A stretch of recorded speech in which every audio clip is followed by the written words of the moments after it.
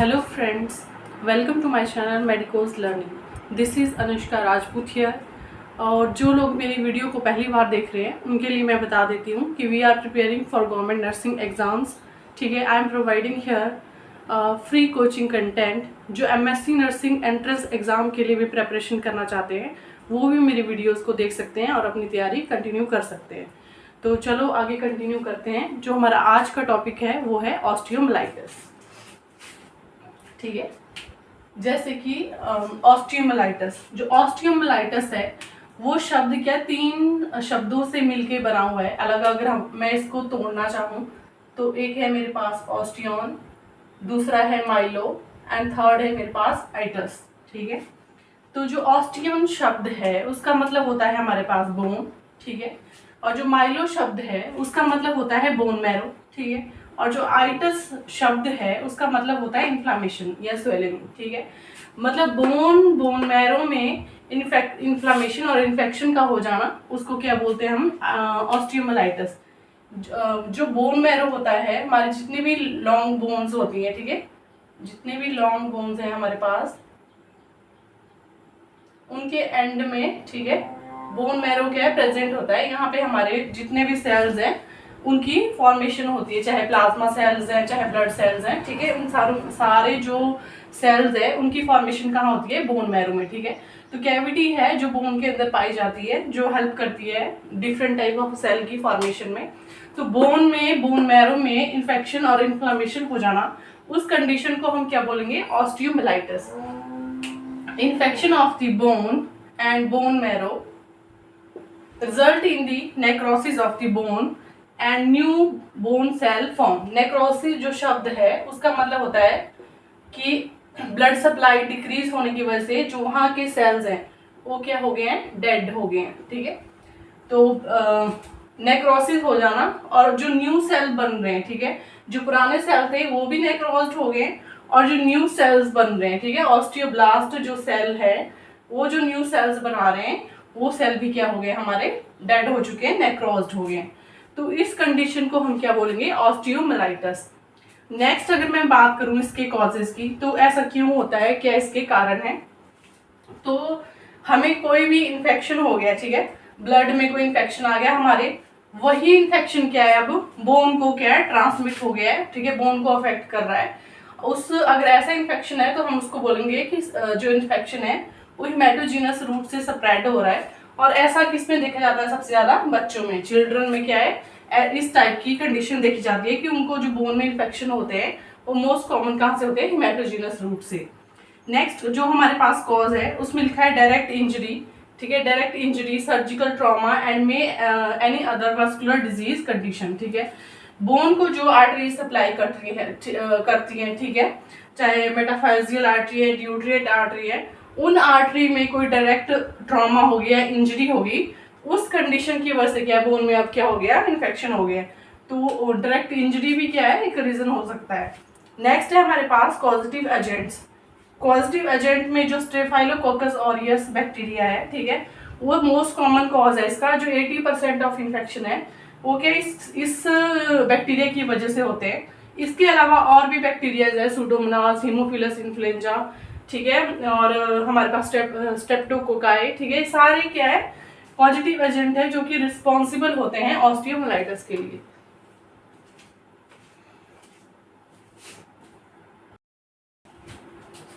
Next है हमारे पास इसकी पैथोफिजियोलॉजी. ठीक है, किसी भी इटियोलॉजिकल फैक्टर की वजह से, जो मैंने अभी डिस्कस की पहले, उनमें से किसी भी रीज़न की वजह से जो हमारे माइक्रो ऑर्गेनिज्म है, ठीक है, जो पॉजिटिव एजेंट्स हैं वो क्या है, हमारी मेटाफाइसिस में क्या है, इन्वेड कर जाएंगे. किसके थ्रू, मेटाफाइजियल आर्टरी. ठीक है, ये मैंने बोन बनाई हुई है एक. ठीक है, ये हमारा एपिफाइसिस होते हैं दोनों, एक प्रॉक्सिमल एक डिस्टल, और जो ये वाला पार्ट होगा इसको मेटाफाइसिस बोलते हैं और सेंटर वाले पार्ट को डायफाइसिस बोलते हैं. ठीक है, यहाँ पे बोन में बोन मैरो प्रेजेंट होता है और बीच में मेडुलरी कैविटी होती है. तो इस पार्ट में जो मेटाफाइसिस वाला पार्ट है, मेटाफिजियल आर्टरी की सप्लाई करती है इस पार्ट को. तो इस आर्टरी के साथ जो माइक्रो ऑर्गेनिज्म है वो क्या करेंगे, एंटर कर जाएंगे हमारे कहाँ पे, मेटाफाइसिस वाले पार्ट में बोन के, और वहाँ के पार्ट की क्या कर देंगे, इन्फ्लामेशन कर देंगे. ठीक है, जब ये वाला पार्ट इन्फ्लेम्ड हो जाएगा, ठीक है, तो जो ब्लड सप्लाई थी, जो आर्ट थी, उसको क्या है, प्रेस कर देगा, ठीक है, और ऑब्स्ट्रक्ट कर देगा ब्लड सप्लाई को, कि अब ब्लड सप्लाई क्या है, रुक जाएगी उस पार्ट को, ठीक है, प्रॉपर ब्लड सप्लाई नहीं जाएगी। प्रॉपर ब्लड सप्लाई नहीं जाएगी जब, तो उसकी वजह से जो बोन है हमारी वो कैसी हो जाएगी, नेक्रोज। नेक्रोज मतलब डेड हो जाएगी, ठीक है, उसको ब्लड सप्लाई नहीं होगी इस्चीमिया की वजह से। और जो नेक्रोज सेल है, ठीक है, उसकी वजह से एक पर्टिकुलर पीस फॉर्म होगा बोन में, जिसको हम बोलते हैं स्क्वेस्ट्रम, ठीक है। डैमेज पीस होता है बोन का, उसको क्या बोलते हैं हम, स्क्वेस्ट्रम। इस स्क्वेस्ट्रम की वजह से क्या है, बाद में साइनस फॉर्म होता है। साइनस क्या, एम्प्टी कैविटी होती है कोई भी, ठीक है, साइनस फॉर्म हो जाता है, ठीक है। उस साइनस में क्या है, बाद में क्या है, पस फॉर्म हो जाएगी और उससे पस क्या है, बाहर निकलेगी। तो ऐसे ऑस्टियोमाइलाइटिस क्या प्रोग्रेस करता है हमारी बोन के अंदर। ये सारी इसकी क्या है, पैथोफिजियोलॉजी।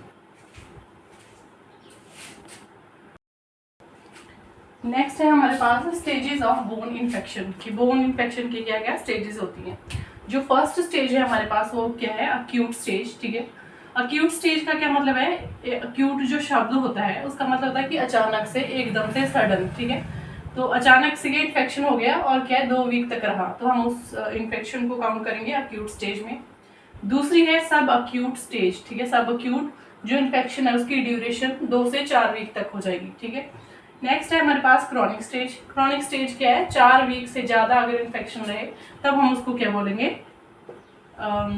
क्रॉनिक ऑस्टियोमाइलाइटिस, ठीक है, ये क्रॉनिक स्टेज है। नेक्स्ट है हमारे पास इसके sign and symptoms. Sign and symptoms, infection है तो फर्स्ट सिम्टम फीवर, ठीक है। पेशेंट को क्या है, फीवर रहेगा, वो भी हाई ग्रेड, बहुत ज़्यादा है ना, 102 104 ऐसे तक फीवर रहेगा, हाई ग्रेड फीवर। पेन होगा उसको, ठीक है, स्वेलिंग होगी उस एरिया में जहाँ पे इन्फेक्शन प्रेजेंट है। बोन मैरो की जो मूवमेंट है, सॉरी, बोन की जो मूवमेंट है वो क्या है, रिड्यूस हो जाएगी, कम हो जाएगी। पेशेंट को क्या है, ज़्यादा मूव नहीं कर पाएगा अपनी बोन को। एडीमा एंड टेंडरनेस प्रेजेंट होगी। एडीमा क्या होता है, जो हमारा ब्लड वेसल्स है, ठीक है, वहाँ पे फ्लूइड क्या है, बॉडी में ट्रैवल कर रहा होता है, तो आसपास यहाँ पे क्या सेल प्रेजेंट होते हैं, ठीक है। किसी भी रीजन की वजह से जो यहाँ का फ्लूइड है अगर सेल में शिफ्ट हो जाए, ठीक है, और वहाँ पे क्या स्वेल कर दे सेल्स को, ठीक है, उस कंडीशन को हम क्या बोलते हैं कि एडिमा फॉर्मेशन होगी है। और टेंडरनेस मतलब हार्ड होगा टच पे, जब पेन मतलब हाथ लगाएंगे हम तो पर्सन को क्या पेन महसूस होगा, टेंडर होगा वो एरिया। वहाँ से जो साइनस फॉर्म होते हैं, मैंने बोला कैविटीज फॉर्म हो जाएंगी बोन के अंदर अब हमारी, ठीक है, वहाँ से क्या पस ड्रेन होगी अब, ठीक है। पेशेंट को क्या बहुत ज़्यादा पेन होगा, बहुत सीवियर कंडीशन में जाके ऐसा होता है, ठीक है, पेन होगा पेशेंट को। नेक्स्ट आगे इसके बाद हमारे पास डायग्नोसिस, ये ठीक है, अब हम पता चल गया कि हमें मतलब सस्पेक्टेड है। अब हम कंफर्म कैसे करेंगे कि पेशेंट को सच में ऑस्टियोमाइलाइटिस ही है, तो हम क्या एक्सरे करा के देख सकते हैं, ठीक है। जो एक्सरे है वो 7 दिन के बाद हमें इंफॉर्मेशन देता है, ठीक है। 7 दिन से पहले अगर हम एक्सरे करा के देखेंगे तो उसमें कोई चेंजेस नजर नहीं आएंगे हमें बोन में। सेकेंड नंबर पे है हमारे पास MRI, ठीक है। जो MRI है वो क्या है, 24 घंटे के बाद हमें इंफॉर्मेशन दे सकता है, ठीक है। कलर्स पिक्चर्स भी दे सकता है, 3 डायमेंशनल व्यू देता है MRI, ठीक है। तो क्या है 24 आवर्स के बाद हम क्या है देख सकते हैं कि इन्फेक्शन है, बट ये नहीं बताएंगे कि इन्फेक्शन हो क्यों रहा है, कौन सा पॉजिटिव एजेंट है जो कि इन्फेक्शन कॉज कर रहा है। तो इसलिए हम क्या है पेशेंट का क्या करा के रखेंगे, ब्लड कल्चर और पल्स कल्चर। कल्चर में क्या होता है, जो भी हमारे पास यहाँ पे ब्लड का सैंपल है या पल्स का सैंपल है, फ्लूइड टेस्ट लेते हैं थोड़ा सा हम, ठीक है, उसको क्या हम लेबोरेटरी में ग्रो कराते हैं। उस माइक्रो ऑर्गेनिज्म को क्या है हम लेबोरेटरी में ग्रो कराते हैं, और ग्रो कराने के बाद उस पर डिफरेंट एंटीबायोटिक्स क्या है वो क्या है एक्सपेरिमेंट किया जाता है कि ये जो बैक्टीरिया है कौन से एंटीबायोटिक, पहले तो इसको आइडेंटिफाई करेंगे, फिर कौन सा जो एंटीबायोटिक है इसके लिए ज़्यादा इफेक्टिव है, तो वो दवाई हम पेशेंट को देते हैं, ठीक है। तो ब्लड कल्चर करा के देख सकते हैं और क्या है पल्स कल्चर करा के दे सकते हैं। ये दोनों क्या है इसमें कंफर्मेटरी डायग्नोसिस है ऑस्टियोमाइलाइटिस की।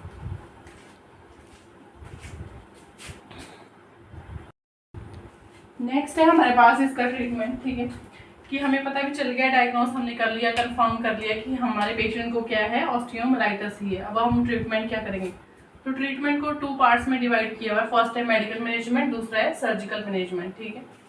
मेडिकल मैनेजमेंट में हम पेशेंट को देंगे एंटीबायोटिक्स, ठीक है। इन्फेक्शन हमें पता है स्टेफाइलोकोकस ओरियस है, जो भी है हमने आइडेंटिफाई किए पॉजिटिव एजेंट, वो कॉजेटिव एजेंट किस एंटीबायोटिक के लिए सेंसिटिव है, हम पेशेंट को वही वाला एंटीबायोटिक देंगे। ठीक है, एग्जांपल यहाँ पे लिखा है पेनिसिलिन और टेजोबैक्टम, ये पेशेंट को हम क्या है दे सकते हैं। एनाल्जेसिक देंगे, ठीक है, पेन के लिए, ताकि उसको जो दर्द हो रहा है वो क्या रिलीफ मिल सके उससे। एंटी इन्फ्लामेटरी ड्रग्स दे सकते हैं हम पेशेंट को, ठीक है, जो स्वेलिंग वहाँ पे हुई है उसको कम करने के लिए। और सर्जिकल मैनेजमेंट में जो स्केस्ट्रम फॉर्म हुआ था, डैमेज जो एक टिश्यू का फॉर्म हुआ था बोन में, उसको क्या है रिमूव कर देंगे, इसको कट करेंगे और रिमूव कर देंगे स्क्वेस्ट्रम को, उस सर्जरी को हम बोलते हैं स्क्वेस्ट्रेक्टोमी। ठीक है, नेक्स्ट आ गया हमारे पास सर्जिकल मैनेजमेंट। सर्जिकल मैनेजमेंट में हम क्या करेंगे, ठीक है, एक तो असिस्टिव डिवाइसेस यूज करने को बोलेंगे पेशेंट को, क्योंकि पेशेंट क्या है फ्रैक्चर के लिए बहुत ज़्यादा प्रोन है। सेकंड क्या है, फ्लूइड इनटेक इंक्रीज कर देंगे। ठीक है, जब कभी भी इन्फेक्शन होता है बॉडी में, फ्लूइड इनटेक क्या है इंक्रीज कर देते हैं, ताकि यूरिन के थ्रू अगर बाहर जा सकता है तो जाए। ठीक है, और क्या डाइल्यूट हो जाए और मतलब जो डिहाइड्रेशन की कंडीशन है वो डेवलप ना हो। थर्ड क्या है, हैंड वॉशिंग और एसेप्टिक टेक्निक करेंगे हर एक प्रोसीजर से पहले। ठीक है, ताकि पेशेंट को हम और ज़्यादा इन्फेक्शन ना दें।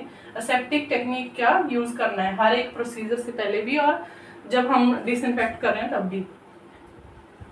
नेक्स्ट यहाँ पे लिखा है हाइपरबेरिक ऑक्सीजन एडमिनिस्ट्रेशन। ठीक है, पेशेंट को क्या है हम हाइपरबेरिक ऑक्सीजन देते हैं, जैसे ऑक्सीजन हुड होता है, ठीक है, जिसने देखा होता है इस टाइप का चैम्बर टाइप का होता है।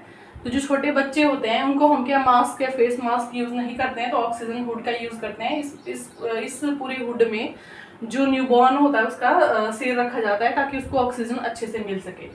इसी टाइप से जो हाइपरबेरिक ऑक्सीजन एडमिनिस्ट्रेशन है वो की जाती है अफेक्टेड पार्ट में।